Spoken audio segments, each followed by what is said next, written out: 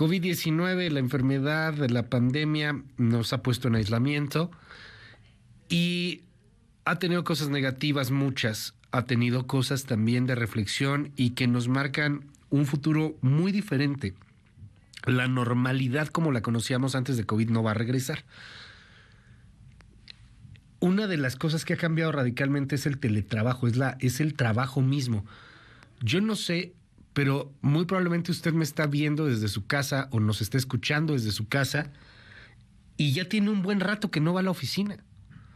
O a lo mejor ahora va a la oficina, sí, pero 2 veces a la semana, o una vez a la semana, o una vez a la quincena, porque hay que hacer por ahí alguna cosa, o hay que cobrar, ¿no? Hay muchas cosas que han cambiado y que no creo que vayan a regresar tan sencillo. Ahora, lo que yo crea vale 3 cacahuates. Lo que dice la ciencia, lo que dicen los estudios, lo que dicen los especialistas.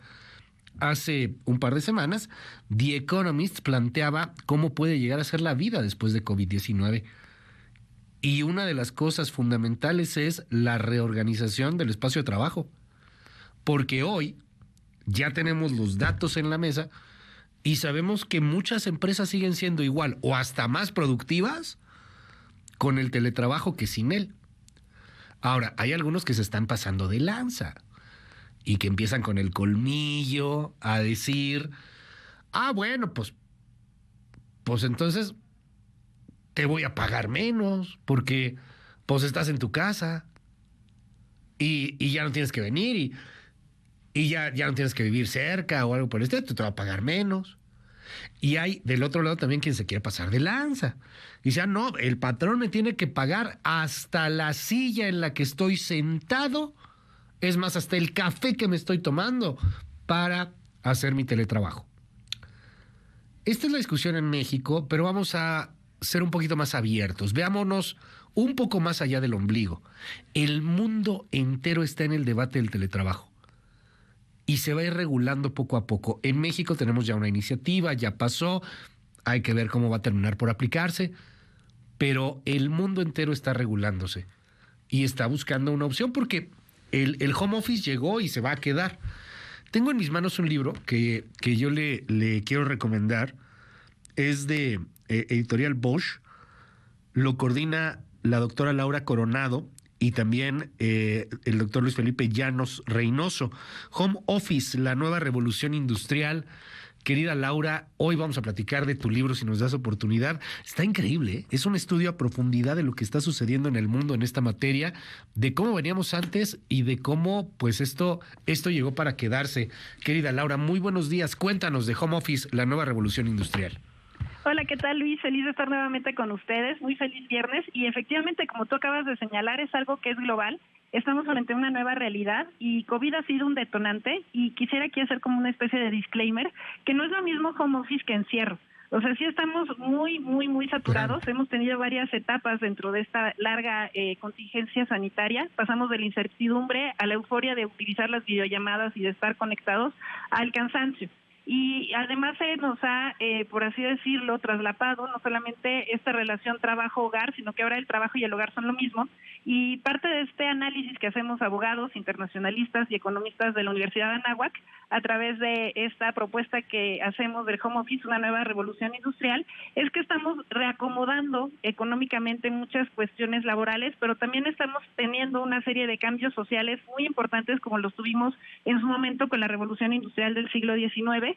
Y bueno, obviamente darle las gracias a Editorial Bosch, al sello Wolters Kluwer, que es una de las editoriales más prestigiosas en Europa, que se está vendiendo este libro también en España y en México, y que implica un cambio demográfico, porque ahora estamos yendo de la ciudad, no quizás al campo, pero sí a otras zonas.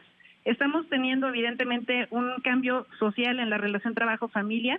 Estamos viendo beneficios ambientales, contrario a la explotación irracional de recursos. Ahora vemos una movilidad mucho más sana y la reducción de contaminación. Podemos ver que se está disminuyendo en alguna medida el tema de la burocracia y se puede optimizar la impartición de justicia. Y creo que estas grandes preguntas que te estamos planteando, pues están ahí en el libro con una serie de expertos que hablan acerca de estos temas y de las muchas aristas que podemos analizar. Ahora bien, hay una reducción significativa. Hay trabajos que no se pueden hacer en home office, ¿no? Los doctores, por ejemplo, hay cosas de teletrabajo, pero no en general. O sea, el hospital tiene que seguir teniendo doctores, bomberos, policías, pues muchos periodistas, obviamente, también están en la calle. Hay muchos trabajos que no se pueden hacer en home office, pero de los que sí se pueden, pues parece que cada vez es una mayoría. Y mucha gente se pregunta, Laura, ¿y qué pasa con la interacción social? Porque hay chavos pues que a lo mejor ya no van a conocer un poco el café de la oficina, ¿no? Que tiene una interacción social. Somos seres sociales por naturaleza. El vamos a juntarnos para alguna fiesta o hoy no porque hay COVID, insisto, pero esta cuestión de socializar y de no aislarnos, ¿cómo lo están viendo ustedes? Y es precisamente lo que te decía, que no deberíamos de pensar el home office vinculado con el encierro. 70% de los trabajos de oficina pueden realizarse remotamente, pero no necesariamente tienes que combinarlo en tu casa. O sea, yo llevo 5 años, 6 años haciendo home office y la verdad es que es muy cómodo poderlo hacer desde una cafetería o hacerlo en casa de tus papás o hacerlo en distintos lugares o en distintos momentos o en distintos horarios y por eso no se ve disminuida tu productividad. Y en México tenemos además un contraste muy significativo. 50% de los trabajos de la economía mexicana son físicos. Entonces creo que tenemos que buscar esta mancuerna en donde el home office sea la solución para muchos de los problemas que tenemos, pero no es que nos cambiemos totalmente al home office o que dejemos de ser, como tú dices y como decía Aristóteles, hombres o seres humanos que somos sociales por naturaleza. Es un motor el home office, pero no quiere decir que nos aislemos y que no salgamos de nuestras casas. Lo que pasa es que vamos a interactuar de una manera diferente. Por ejemplo, las mujeres ahora en el tema de la pandemia, pues estamos en riesgo de seguir participando en el mercado. Ayer la CEPAL daba a dar unas cifras alarmantes, en donde decía que alrededor de 10 millones de mujeres en América Latina iban a salirse del mercado laboral porque no podían continuar en labores de ciertos sectores como hotería, como comercio, como educación, y combinarlo con la función que ahora estamos haciendo en nuestras casas con el tema de la educación. Y el home office, esa es la combinación que te lo permite, o sea, podría ser un motor para convertirse en una forma o una herramienta para disminuir estos rezagos. Lo mismo con el tema de movilidad, o sea, tenemos ciudades que son catastróficas en más de un sentido, que son altamente contaminantes, que son estresantes, y ahora se podría liberar muchísimo el tráfico, como lo hemos visto en estos días, ayudar al medio ambiente, pero no por eso vamos a perder este contacto humano, sino que lo vamos a tener en otros momentos. Y parte de lo que decimos en el libro, y ahí hay varios estudios y los invito a que lo vean, es que no funciona para todo el mundo el home office. O sea, hay sectores de la población, por ejemplo, la gente de 20, 25 años que sí quiere ir a oficinas, los millennials que no quieren ir a las oficinas, las personas que son más de 55, 60 años que sí quieren ir a las oficinas de manera híbrida, y se hace un análisis por sector de la economía y por edades acerca de a quién le funciona el home office y por qué.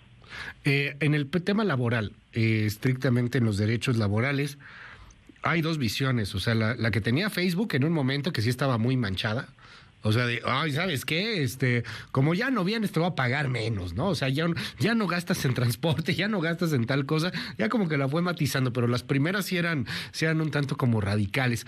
Hasta la otra también radical de parte de los trabajadores que dicen, es que me tienes que pagar hasta el asiento, hasta el café, el agua, todo lo que yo esté utilizando me tiene que ser pagado por el patrón.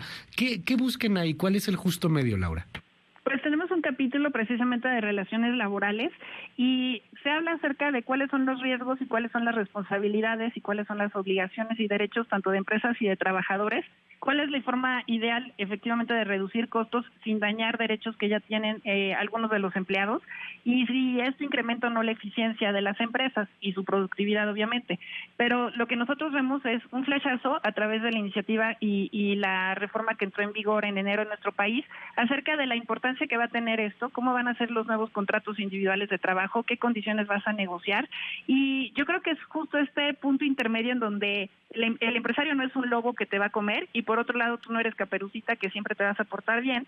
Y creo que en el sentido en el que va el libro y lo que propone aquí nuestros colegas abogados laboralistas que participaron en el mismo, es justo el qué derechos y obligaciones deben de estar y cómo vas a fijar, por ejemplo, la supervisión y cómo vas a cualificar la productividad de tus trabajadores. Entonces creo que todavía nos falta un largo camino por recorrer. Efectivamente, por ejemplo, con el tema de Facebook, ellos habían dicho, pues si yo te doy un bono por vivir en Silicon Valley y ahora ya no vas a estar ahí, pues no tiene razón de hacer ese bono y entonces pues tu salario va a ser menor porque tú vas a poder estar en otros lugares. Incluso ha habido una migración en Estados Unidos a zonas como Miami o se han ido a Austin porque la calidad de vida es muy similar, pero con un costo mucho menor. Y aquí también lo vemos, o sea, en Ciudad de México muchas personas se han ido a la zona conurbada, ya no están en la Roma, en la Condesa, en Polanco, sino que dicen, bueno, me puedo ir a otras zonas periféricas que son mucho más accesibles en cuestión de costos y puedo seguir realizando mi trabajo. Hay un tema que también llega a preocupar en el asunto del home office. Hay que también tomar en cuenta que esta nueva revolución industrial tiene muchos luditas al mismo tiempo, ¿no? Que todo va a estallar, va a valer, ¿qué? Etcétera.